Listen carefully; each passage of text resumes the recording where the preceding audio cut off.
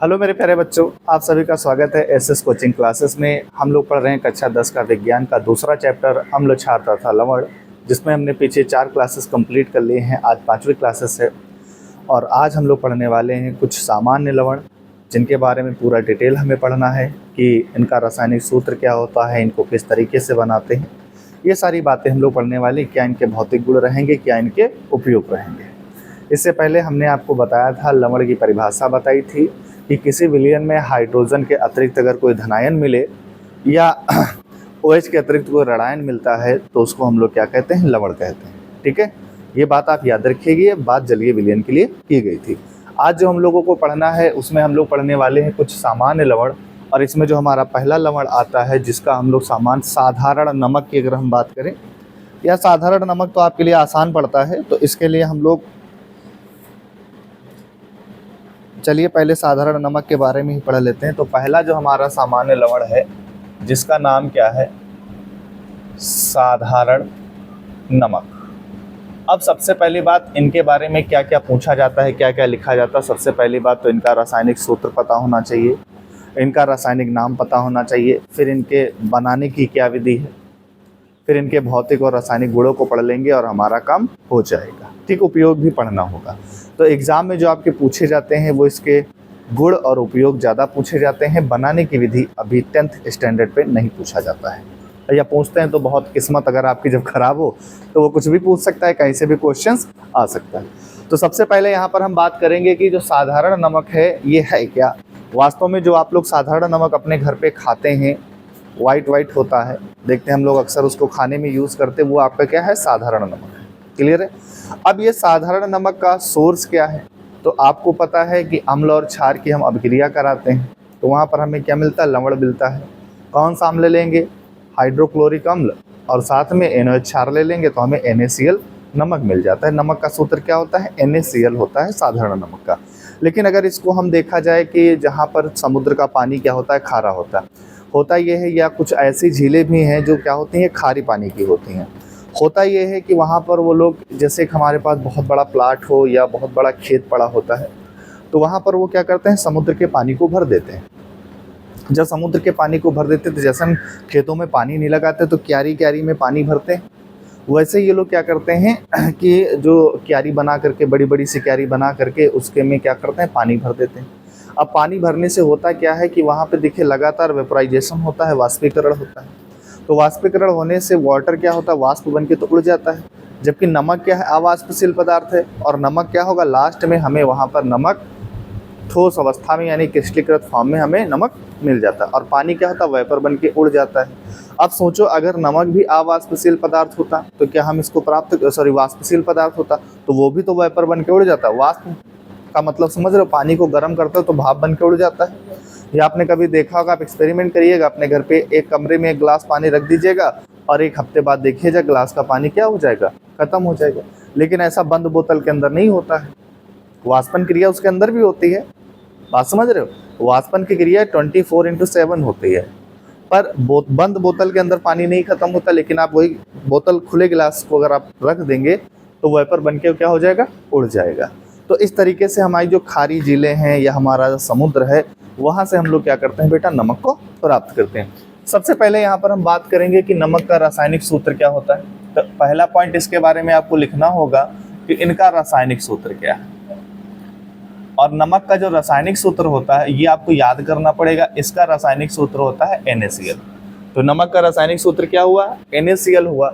दूसरी बात, अगर हम यहीं पर आपसे एक बात और पूछें कि सर नमक का रासायनिक नाम क्या होता है, नमक का रासायनिक नाम क्या होता है, तो जब इसके रासायनिक नाम की बात करते हैं तो आगे वाले को पॉजिटिव पढ़ा जाता है, तो मतलब इसका नाम क्या हो जाएगा, सोडियम, और Cl को क्या पढ़ा जाता है, क्लोराइड। तो इसका सिंपल सा नाम क्या हो जाएगा सर, सोडियम क्लोराइड हो जाएगा। क्लियर है।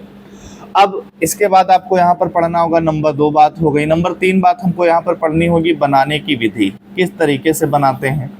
तो बनाने की विधि आपको हमने बताया कि इसको किस तरीके से बनाया जाता है। आपको पता है कि जब हम इसको कहीं पर बड़े उद्योगों में बनाया जाता है या जो हमारी बड़ी बड़ी लैबें हैं वहाँ पर बनाया जाता है, तो वहाँ पर वो करते क्या है,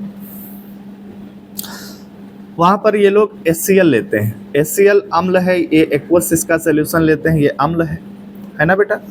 और साथ में यहाँ पर NaOH ले लेते हैं और इसको भी कैसा लेते हैं, एक्वस सोल्यूशन ही लेते हैं, मतलब दोनों को पानी में घोल देते हैं।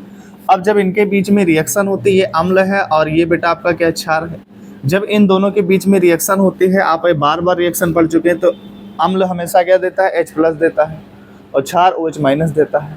तो H+ OH- मिलके क्या बनाते हैं बेटा, पानी बनाते हैं, वाटर बनाते हैं।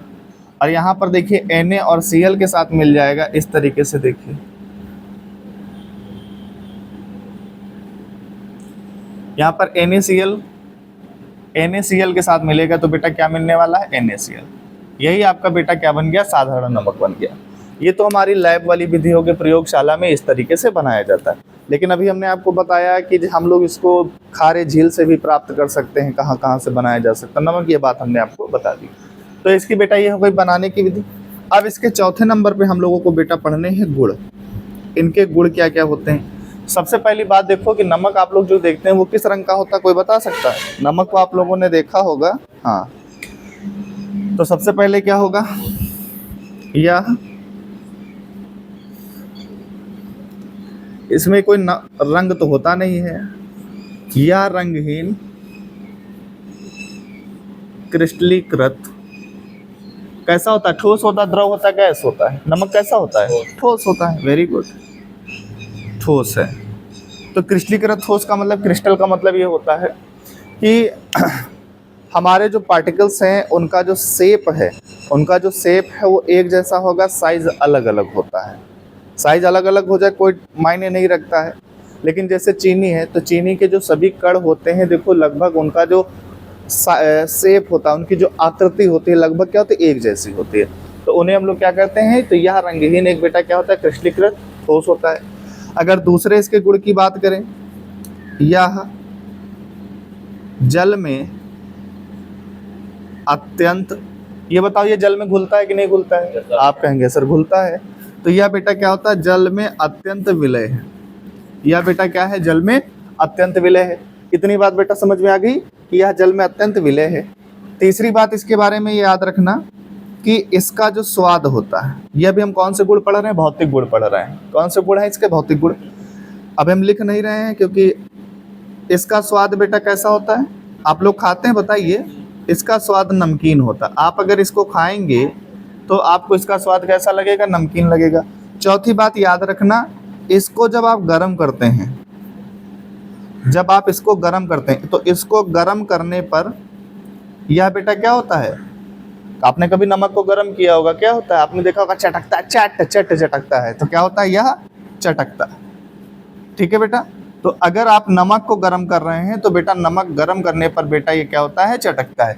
तो ये चार हमने बेटा इसके भौतिक गुण लिखा दिए। अब देखो अगर हम इसमें लिटमस पेपर का यूज करें तो याद रखना, यह लिटमस पेपर के प्रति कैसा होता है, यह लिटमस पेपर के प्रति बेटा कैसा होता है, उदासीन होता है। कैसा होता है, उदासीन। उदासीन होने का मतलब ये है कि आप अगर NaCl का सॉल्यूशन ले लीजिए, आप उसमें लिटमस पेपर डालिए, तो लिटमस पेपर पे कोई फर्क पड़ने वाला नहीं है। ना तो लाल लिटमस नीले में बदलेगा, ना नीला ही लाल में बदलेगा। अगर आप इसमें pH स्केल भी डालेंगे तो pH स्केल का मान कितना आएगा, 7 आएगा। ठीक है, तो pH स्केल का मान कितना आएगा, 7 आएगा। तो यानी ये लिटमस पेपर के प्रति बेटा क्या है, उदासीन होता है। इतनी बात याद रखना। तो ये इसके बेटा 5 गुण हो गए, और ये पहले 5 गुण कौन से कहलाएंगे, भौतिक गुण कहलाएंगे। क्या कहलाएंगे बेटा, भौतिक गुण। तो यहाँ पर अगर आप लिखना चाहो तो एक हेडिंग यहाँ पे लगा लीजिएगा। हम लोग गुण पढ़ रहे हैं, चौथी बात तो हम लगा देते हैं। हम लोग चौथी बात यहाँ पर बेटा क्या पढ़ रहे हैं, गुण। और कौन से पहले गुण हम लोगों ने पढ़े हैं, तो भौतिक गुण पढ़े हैं। ये हमने इसके बेटा क्या पढ़े हैं, भौतिक गुण। ये आपका अम्ल है ना। तो इसके बेटा ये क्या हो गया, भौतिक गुण। अब हमें बेटा इसके क्या पढ़ने होंगे, तो नंबर ए पे हम लोगों ने पढ़ा भौतिक गुण, और नंबर बी पे अब हम बेटा क्या पढ़ेंगे, रासायनिक गुण पढ़ेंगे। रासायनिक गुण का मतलब ये है कि ये अन्य कंपाउंड के साथ जब रिएक्ट करेगा तो किस तरीके से नया कोई प्रोडक्ट बनाएगा। क्योंकि रासायनिक अपक्रियाओं का मतलब ही रासायनिक परिवर्तन का मतलब ही आपने समझा था कि जब कोई रासायनिक अपक्रिया होती तो नया पदार्थ बनता है। तो यहाँ पर जब इसके रासायनिक गुण पढ़ेंगे तो इसके साथ कौन कैसा व्यवहार करेगा। भाई मैं राम सिंह हूँ, अगर मेरे साथ मान लो बेटा तुम बैठे हो, तो भाई मेरे साथ जैसा तुम व्यवहार करोगे तो वो मेरा क्या हो जाएगा, रासायनिक गुण हो जाएगा। ठीक है, हालांकि भौतिक गुण तो मुझे देख के बता दोगे, लेकिन मैं और तुम अगर साथ में आते हैं तो क्या कहानी बनती है, वो उसका क्या कहलाएगा, रासायनिक गुण कहलाएगा। इसी तरीके से पहले इसका जो रासायनिक गुण हम लोग पढ़ने वाले हैं, NH3 से क्रिया। NH3 अमोनिया होती है, अमोनिया का फार्मूला है। तो सबसे पहले हम लोग जो इसका रासायनिक गुण पढ़ने वाले हैं वो है NH3 से क्रिया। अब सोचो अगर बेटा NaCl जब कभी भी NH3 के साथ क्रिया करता है, NaCl NH3 के साथ क्रिया करता है और साथ में बेटा इसमें क्या करनी पड़ती है, कार्बन डाइऑक्साइड गैस प्रवाहित करनी पड़ती है। तो ध्यान से सुनना, हम लोग क्या कर रहे हैं, हमारे पास सपोज करिए बेटा ये NaCl है और इसकी रिएक्शन किसके साथ होनी है, NH3 के साथ होनी है। तो हमने यहाँ पर NH3 लिया और साथ में बेटा यहाँ पर कार्बन डाइऑक्साइड गैस भी प्रवाहित करनी पड़ती है। नमक ठोस अवस्था में होता है तो इसको क्या करा जाएगा, डिसॉल्व किया जाएगा। तो इसके लिए इसमें वाटर की भी कुछ मात्रा लेंगे और जब यहाँ पर वाटर की मात्रा यहाँ पर आप लेंगे तो क्या बनने वाला है, तो बेटा यहाँ पर बनता है, याद रखना NaHCO3। क्या क्या बन सकता है, ध्यान से देखो, NaHCO3 यहाँ पर बनता है।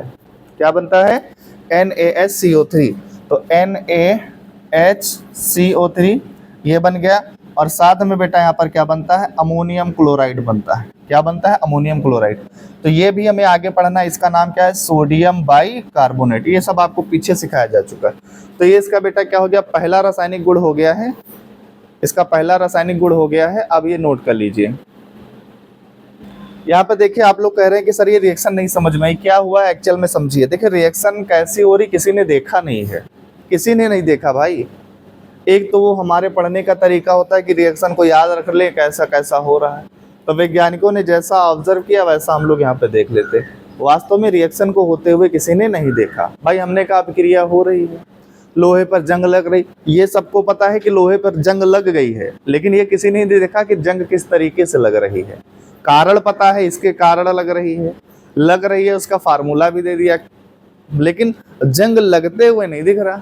भाई जैसे मान लीजिए हम लोग एक काम करते हैं, आपके घर में खाना पकता है, ठीक है, खाना बनाना शुरू हो जाता है, लेकिन उसमें किस तरीके से रिएक्शन हो रही कोई नहीं देख पाता।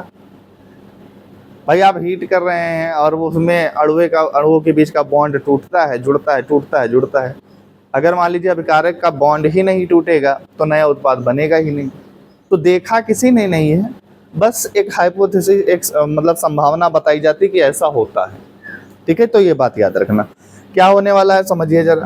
यहाँ पर देखो, यहाँ से ये Na, ध्यान से मेरी बात सुनना, यहाँ से ये Na इस तरीके से जाएगा और CO2 को पकड़ेगा, यहाँ से एक ऑक्सीजन एक हाइड्रोजन को पकड़ेगा और इस तरीके से ये बना देगा।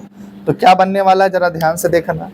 यहाँ पे देखो ये Na है, यहाँ से एक हाइड्रोजन पकड़ा H हो गया और CO और एक ऑक्सीजन ये 3, तो क्या बना, NaHCO3 बन गया। अभी बचा क्या, NH3 बचा था, यहाँ पर एक H बचा था और एक Cl बचा था। तो ये वाला H इस NH3 के साथ जाएगा तो क्या बनेगा, NH4, और ये वाला Cl इसके साथ जुड़ जाएगा। ठीक है, तो ये रिएक्शन इस तरीके से यहाँ पर होगी। ठीक है, तो इसको नोट करिए। अब दूसरी रिएक्शन बेटा देखिए, दूसरी रिएक्शन होगी, ध्यान से मेरी बात सुनना, अम्लों से क्रिया। अम्लों से क्रिया।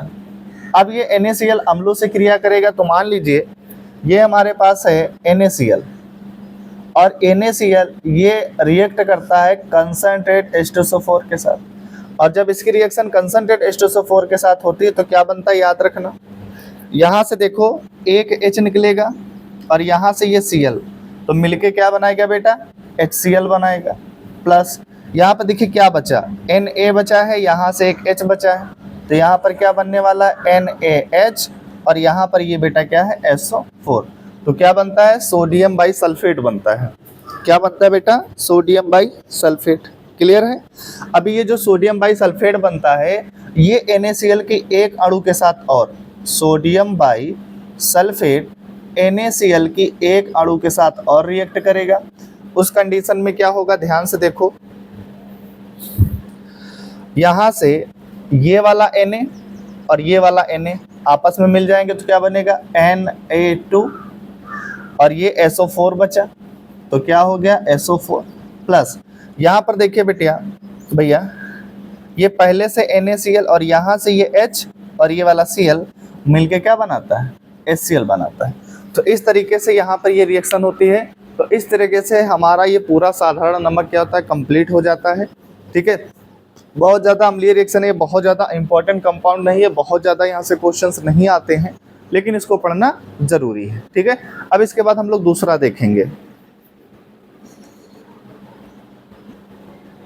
तो अब बेटा हम लोग देखेंगे हमारा जो दूसरा सामान्य लवण है जिसका नाम है कास्टिक सोडा। अभी कास्टिक सोडा आप लोगों ने देखा होगा कि जो हमारे साबुन होते हैं, तो घर में जब मम्मी लोग कपड़ा वपड़ा धुलती हैं, साफ़ करती हैं, तो कहते हैं कि भैया साबुन लगा दीजिए कि जो भी मैल लगा है या भी जो ऑयल लगा हुआ वो साफ़ हो जाएगा। तो बोलते क्यों? तो उनको इतना पता रहता है कि इसमें कास्टिक है। तो कास्टिक का मतलब उसके अंदर क्या है, कास्टिक सोडा है। तो यहाँ पर कास्टिक सोडा का जो रासायनिक सूत्र होता है उसका नाम क्या होता है, तो याद रखना NaOH।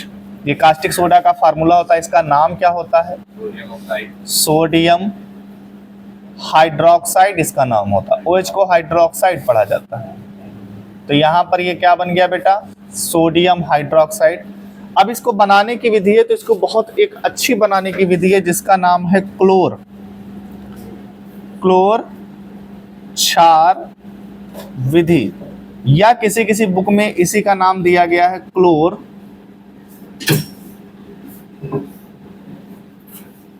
एल्कली विधि, यानी क्लोर क्षार विधि या क्लोर एल्कली विधि भी कहा जाता है। कैसे बनाते हैं, तो यहाँ पर याद रखना कि हम लोग सबसे पहले एक बात को समझिएगा। आप लोगों ने नमक का नाम सुना होगा, NaCl अभी इससे पहले जस्ट बनाया। तो हम लोग एक NaCl का सोल्यूशन बनाते हैं ठंडे जल में, यानी उसको बहुत गाढ़ा गाढ़ा ठंडे जल में उसका सोल्यूशन बना लेते हैं। किसका, NaCl का। तो यहाँ पर बनाने की विधि क्या होगा कि आप यहाँ पर NaCl का बहुत ठंडा एक सोल्यूशन लेंगे ठंडे पानी में, और जिसको हम लोग नाम देते हैं ब्राइन। क्या नाम दिया जाता है, ब्राइन कहा जाता है। यानी NaCl का बहुत ही ठंडे पानी में बहुत सांद्र बहुत गाढ़ा सोल्यूशन बनाया जाता है, जिसको हम लोग बेटा क्या कहते हैं, ब्राइन कहते हैं। और यहाँ पर कुछ मात्रा में पानी भी लिया जाता है कि भाई NaCl को घोलोगे तभी तो हम यहाँ पर क्या ले रहे हैं, ये ब्राइन आपका बन गया। अब यहाँ पर क्या होता है, इस बात को समझिएगा। तो NaCl क्या है, आपका एक्वस है, इसको हम लोग बेटा क्या कह रहे हैं, ब्राइन कह रहे हैं। ठीक है, हाँ। अब यहाँ पर होता क्या है कि सबसे पहले देखो यहाँ पर इसका विद्युत अपघटन कराया जाता है। क्या कराया जाता है, विद्युत अपघटन। विद्युत अपघटन का मतलब यहाँ पर यह है कि NaCl के सोल्यूशन के अंदर हम लोग इलेक्ट्रिसिटी प्रवाहित करते हैं। ठीक है, क्या प्रवाहित करते हैं, इलेक्ट्रिसिटी इसके अंदर हम लोग प्रवाहित करते हैं। अब जब इसके अंदर हम लोग इलेक्ट्रिसिटी प्रवाहित करते हैं तो क्या होता है, यहाँ पर ध्यान से देखना, यहाँ पर बनता है NaOH, साथ में बनता है Cl2 और साथ में बनता है हाइड्रोजन गैस। तो ये दोनों क्या है, Cl2 भी गैस और ये हाइड्रोजन भी क्या है, गैस है। और यहाँ पर हमें बेटा NaOH का विलयन मिल जाता है। क्या मिलता है, NaOH का विलयन मिलता है। यहाँ तक कोई दिक्कत हो तो बताओ।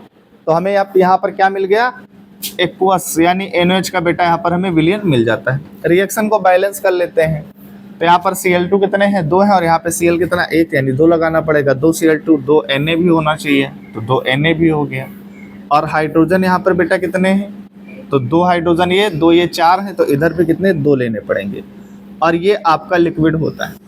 अब होता क्या है कि जैसे ही आप ब्राइन में विद्युत अपघटन करवाते हैं, ब्राइन का विद्युत अपघटन करवाते हैं, तो यहाँ से Cl2 अलग हो जाती है और हाइड्रोजन गैस अलग हो जाती है। ठीक है, अब यहाँ पर इलेक्ट्रिसिटी में आप जानते हैं कि इसमें 2 इलेक्ट्रोड होता है, एक कैथोड होता है, दूसरा एनोड होता है। तो यहाँ पर ये जो हाइड्रोजन गैस है ये आपको बेटा कहाँ पर मिलेगी, ये कैथोड के पास, यानी ये कैथोड पर क्या होगी, कैथोड पर मिलेगी। और यहाँ पर जो Cl2 है बेटा ये कहाँ पर मिलने वाली, ये बेटा आपको एनोड पे मिलेगी। कहाँ पे मिलेगी, एनोड पे। एनोड यानी पॉजिटिव, कैथोड यानी निगेटिव, यानी ये पॉजिटिव इलेक्ट्रोड पे मिलेगा और ये नेगेटिव इलेक्ट्रोड। पॉजिटिव को एनोड कहा जाता है और नेगेटिव को कैथोड कहा जाता है। ठीक है, और यहाँ पर जो NaOH का सोल्यूशन मिलता है ये बेटा कहाँ मिलेगा, ये कैथोड के पास मिलेगा। कहाँ पे मिलेगा, कैथोड के पास हमें इसका विलयन कहाँ पे मिलेगा, कैथोड के पास हमको मिलता है। सवाल ये है कि सर इसको क्लोर क्षार विधि क्यों कहा जाता है, पहला सवाल तो यही आ गया। तो इसको क्लोर क्षार विधि इसलिए कहा जाता है क्योंकि इसमें देखो क्षार भी बन रहा है, NH क्या है, क्षार है, क्षार भी बनता है और साथ ही साथ में यहाँ पर देखो क्लोरीन भी बन रही, क्या बन रही, क्लोरीन भी बन रही, इसलिए इसको क्लोर क्षार विधि कहा जाता है। ठीक है, तो क्या हो जाएगा, ब्राइन का विद्युत अपघटन कराने पर क्लोरीन तथा हाइड्रोजन गैस वियोजित होती है। हाइड्रोजन गैस कैथोड पर तथा क्लोरीन गैस एनोड पर प्राप्त होती है, जबकि NaOH का विलयन कैथोड के पास प्राप्त होता है। ठीक है, इसका मैं नोट्स प्रोवाइड कराऊंगा, बिल्कुल दिक्कत नहीं है। तो ये बनाने की विधि याद रखना। अब इसके बाद हम लोग बेटा चौथे नंबर पे इसके क्या पढ़ेंगे, गुण पढ़ेंगे। क्या पढ़ेंगे, गुण। और सबसे पहले जो इसके हम लोग गुण बेटा पढ़ते हैं वो कौन से गुण पढ़ते हैं, भौतिक गुण। अब भौतिक गुण जब हम लोग इसके पढ़ेंगे तो सबसे पहली बात तो यही हो गई कि भौतिक गुण में तो हम इसका पहला भौतिक गुण क्या देखते हैं, इसका रंग कैसा है, इसकी अवस्था कैसी है, ये सब आपको देखा जाता है। तो इसका पहला भौतिक गुण क्या हो जाएगा, कोई बच्चा बता सकता है, जल्दी से बताइए, इसका पहला भौतिक गुण क्या हो जाएगा।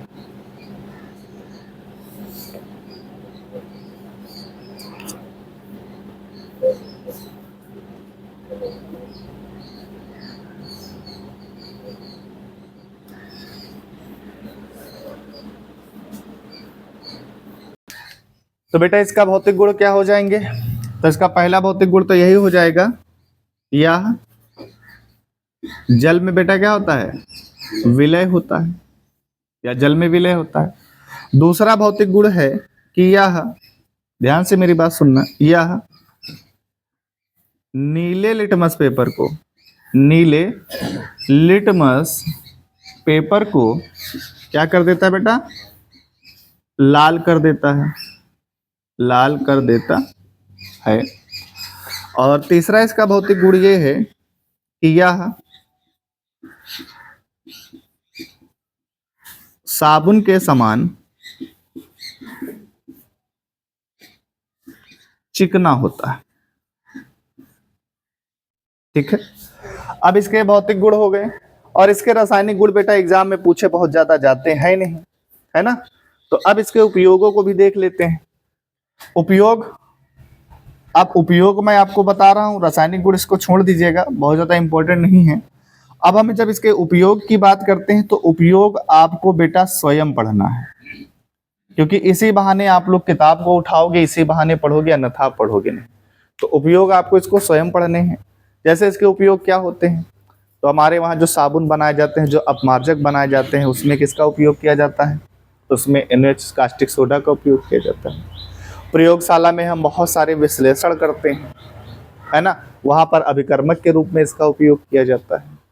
अगर कहीं पर ग्रीस वगैरह लगी हो तो उसको हटाने में, ग्रीस को हटाने में वहाँ पर भी किसका उपयोग किया जाता है, NaOH का उपयोग किया जाता है।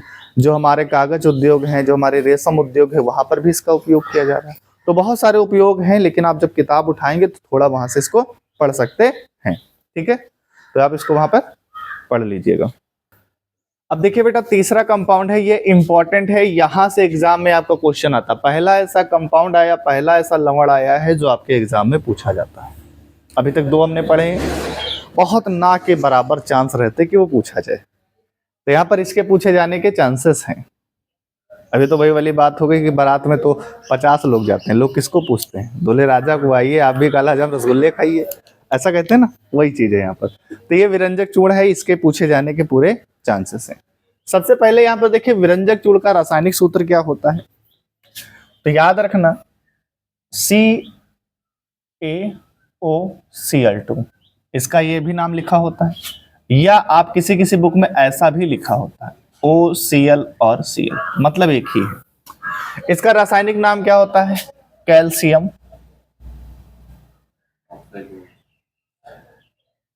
कैल्शियम ऑक्सी क्लोराइड, या इसका दूसरा नाम ये भी आप इसको पढ़ा जा सकता है कैल्शियम, मैं दोनों बता देता हूं, हाइपोक्लोराइड भी पढ़ते हैं, हाइपोक्लोराइड भी पढ़ते हैं। तो आप कैल्शियम ऑक्सीक्लोराइड भी पढ़ सकते हैं, कैल्शियम हाइपोक्लोराइड भी पढ़ सकते हैं। अब इसको बनाने की विधि को देखिए, इस तरह को किस तरीके से बनाया जाता है। तो सबसे पहले इसकी बनाने की विधि को थोड़ा सा समझिएगा। यहां पर बुझे चूने में क्लोरीन गैस प्रवाहित करते हैं। क्या करते हैं? बुझा चूना। बुझे चूने का फार्मूला क्या होता है? CaOH का होल ट्वाइस। ये आपका बुझा चूना है। कौन सा चूना है बेटा? आपका बुझा चूना है। और बुझे चूने में आप क्या कर रहे हैं? क्लोरीन गैस प्रवाहित कर रहे हैं। तो जब बुझे चूने में क्लोरीन गैस प्रवाहित करते हैं तो क्या होता है? ध्यान से सुनना। यहां से बनता है कैल्शियम ऑक्सीक्लोराइड। ठीक है, यहां से देखो 2 हाइड्रोजन है, 2 ऑक्सीजन है। तो हाइड्रोजन और 1 ऑक्सीजन मिलके क्या बना देंगे? वाटर। ठीक है, यहाँ पर बचा क्या? CaO बचा है। तो ये CaO और ये Cl2 इसके साथ जुड़ गया। यही आपका बेटा क्या है? BP। अब वो आपके शरीर में जो बढ़ता है वो BP नहीं है, यहाँ पर ये क्या है? ब्लीचिंग पाउडर है। इतनी बात समझ में आ गई? तो यहाँ पर बेटा ये क्या है? ब्लीचिंग पाउडर है। ठीक है, तो शुष्क बुझा चूना लिख लो, आगे और अच्छा लगेगा। तो क्या हुआ? शुष्क बुझे चूने में क्लोरीन गैस प्रवाहित करने पर क्या बनता है? ब्लीचिंग पाउडर बनता है, यानी विरंजक चूर्ण प्राप्त होता है। ठीक है, तो ये बनाने की विधि हो गई। चौथी बात, अब हम बेटा इसके क्या पढ़ने वाले हैं? गुण पढ़ने वाले हैं। तो सबसे पहले इनके हम क्या देखेंगे बेटा? भौतिक गुण। भौतिक गुण, पहला इसका भौतिक गुण है कि यह पीले रंग का होता है। राम जी कैसा होता है? यह पीले रंग का होता है। तो क्या लिखोगे? तो आप लिखेंगे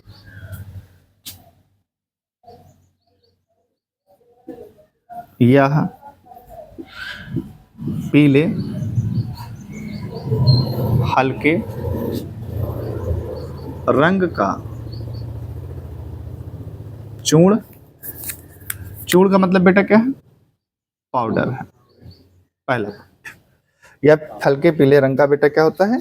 चूर्ण होता है। ठीक है,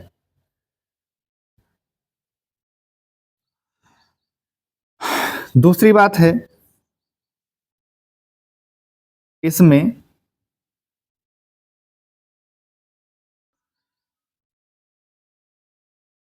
क्लोरीन की गंध आती है।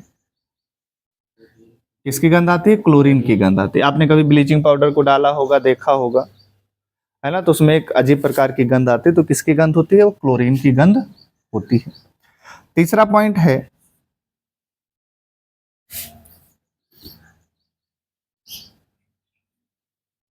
इसको जल में मिलाने पर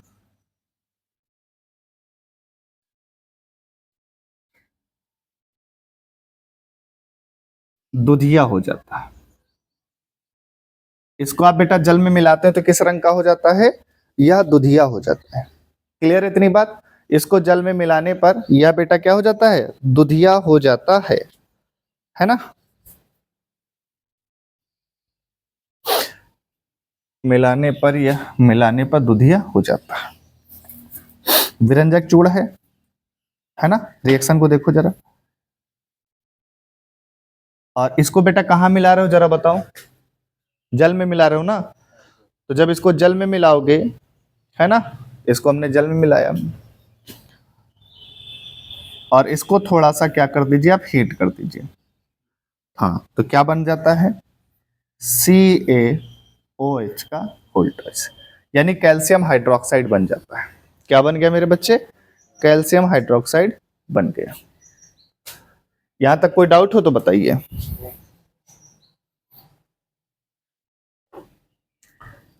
और बच रहा आपका Cl2, इसको Cl2 को निकाल दीजिए। ये बात हो गई। तो ये बेटा इसके क्या हो गए? भौतिक गुण हो गए। जल्दी से इनको नोट करिए।